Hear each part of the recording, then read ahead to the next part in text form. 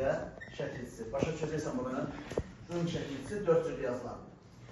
Bax, sənin kitabın, dəftərin, qələmin, dostun, evin, pulun filan və s. Gördünüz? Bir də yiyəlik hal şəkilçisi. Yiyəlik hal şəkilçisi. O da ındır. Anonim şəkilçi deyil, necə fərqləndir? Sonra, biz nə demişdik biraz əvvəl? Dedi ki, mənsubiyyət şəkilçili sözün qarşısına nə gəlir? Yiyəlik hallı söz gəlir. Düzdür? Bəzən ola bilər ki, mənsubiyyət şəkilçili sözün qarşısındakı yiyəlik hallı sözü heç işlətməyək.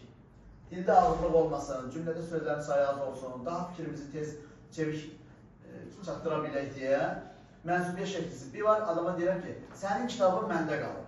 Bir də deyirəm ki, kitabın məndə qalır. Kitabın məndə qalıb daha yaxşıdır da.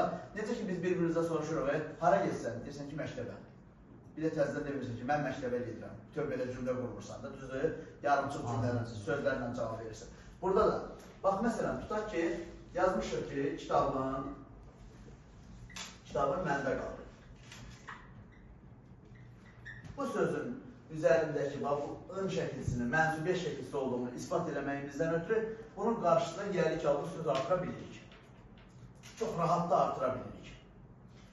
Nə deyirik? Deyirik ki, sənin kitabın məndə qalır. Sənin artıranda heç bir məna itkinliyi baş vermir. Mənsubiyyət olduğunu bilmək üçün nə edəliyik? Bax, qarşısına, bax, ikinci şəxsin təkinin mənsubiyyətidir. Biz də nə demişdik? Mənsubiyyət şəkilçili sözün qabağında yiyəlik hallı söz gəlir. Gəlməsə belə bərpa edə bilirik. Sənin sözünü artırırıq ora. Deyirik ki, sənin kitabın məndə qalır. Deyə bilirik, rahat deyirik. İndi bax, bir də deyirəm ki, kitabın cildi təzədir. Belə dedik. İndi, burada da kitabın sözüdür, burada da ikisində də. Bu yiyəlik hallı sözdür. Niyə? Bir neçə sübutumuz var. Birinci növbədə cild sözündəki mənsubiyyət şəkilçisidir. Ona görə ki, cild kitaba mənsubdur. Cild kitaba mənsub olduğuna görə bunun yiyəlik halda olduğunu belə ispat edirik. Amma başqa bir üsuldan da istifadə edə bilərik. İstəyirik bura sənin sözünü artıraq, sənin kitabın cildi təzədir, belə demək olmaz. Məcbur sənin kitabının cildi deyək. Burada da təzədən o ön şəkilçisi bir də artırmağa ehtiyac yoxdur da, yəni artırmır. Artırmadan bura sənin sözünü əlavə edə biliriksə mənsubiyyətdir. Artıra bilmiriksə demək ki, yiyəlik halda sözdür. Üstə gəl. Bir də ismin hallarını tapmağın başqa bir yolu var, uşaqlar. Əslində bir çox üsullar var. Məsələn, sual əvəzliyindən istifadə edə bilərik.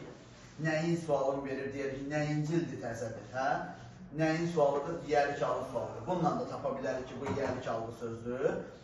Bir də ki, bu əvəzliyi var, ən asan üsuldur, ən gözəl üsul budur. Bu sözünü götürürsən, işarə əvəzliyini.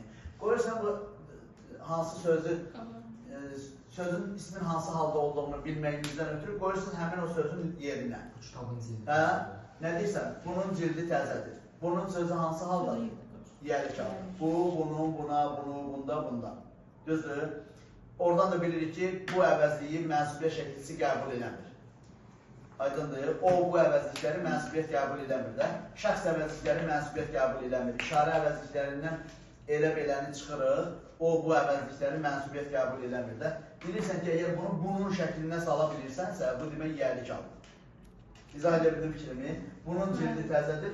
Bununla da ispat edir ki, bu yiyəlik hallı sözdür. Aydın oldu, yiyəlik hallı sözün mənsubiyyət şəkilçili sözdən fərqləndirilməsinin üsulu belə. Sonra,